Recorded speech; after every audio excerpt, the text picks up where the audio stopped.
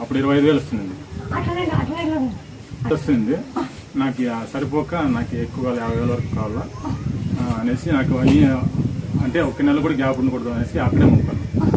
Correct ఒక వారం అంతే గ్యాప్ పాత కంపెనీకి అట్లా దాని నుంచి అట్లే దాంట్లో జంప్ అయిపోయింది. ఇప్పుడు నైట్ షిఫ్ట్ కష్టం అయిపోతుంది. పొద్దున్నకి నాకు మాట 1,05,000 అప్పుడు 50,000 నాకు 25,000 50,000 ఇప్పుడు 1,05,000 నీకు నాకు మాట వచ్చానుకో నిన్ను పట్టుకుంటా రాకపోయానుకో